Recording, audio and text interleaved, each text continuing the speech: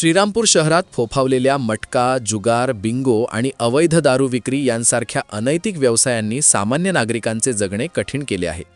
हे अवैध व्यवसाय तातडीने बंद करावेत या मागणीसाठी रिपाई आठवले गटाच्या महिला आघाडीच्या उत्तर महाराष्ट्र उपाध्यक्ष रमादेवी धीवर यांच्या नेतृत्वाखाली आज महिलांनी पुकारलेले उपोषण अखेर पोलीस प्रशासनाच्या लेखी आश्वासनानंतर मागे घेण्यात आले.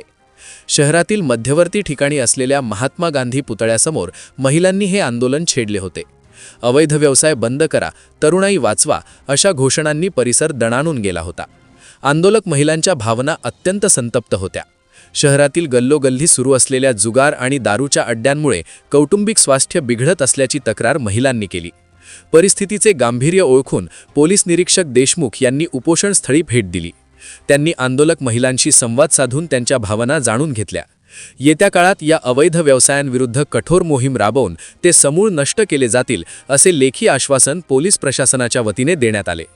या ठोस आश्वासनानंतर रमादेवी धीवर आणि सहभागी महिलांनी आपले आंदोलन स्थगित करण्याचा निर्णय घेतला. मात्र कारवाई न झाल्यास पुन्हा तीव्र आंदोलनाचा इशाराही यावेळी रमादेवी धीवर यांनी दिलाय.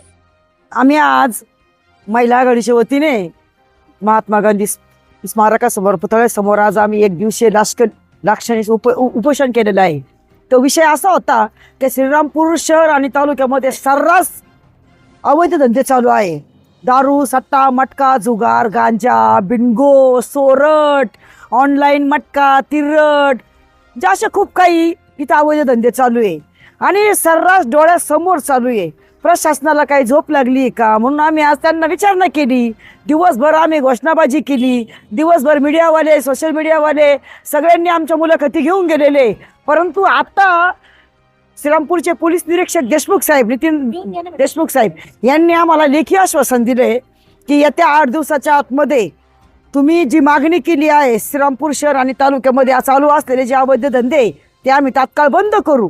अशा त्यांच्या लेखी आश्वासनानंतर आम्ही आज महिलांनी या ठिकाणी उपोषण स्थगित केलं आहे. परंतु आमचं असं म्हणणं आहे, कारण धार्मिक सण उत्सव या ठिकाणी चालू आहे. महामानव डॉक्टर बाबासाहेब आंबेडकर जयंती असल्यामुळे आम्ही सध्या हे उपोषण स्थगित करतोय. आम्ही त्यांच्या आश्वासनाची वाट बघतोय.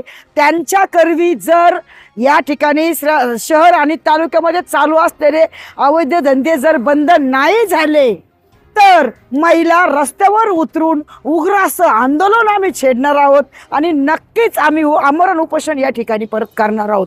आणि या श्रीरामपूर तालुक्यामध्ये जर त्यांनी आमच्या मागणीची नोंद नाही घेतली तर अहिल्यानगर SP ऑफिस समोर आम्ही सोमनाथजी गार्गे साहेबांच्या दालनासमोर आम्ही उग्र असं आंदोलन करू. या ठिकाणी मी महिला आघाडीच्या वतीने सांगू इच्छिते.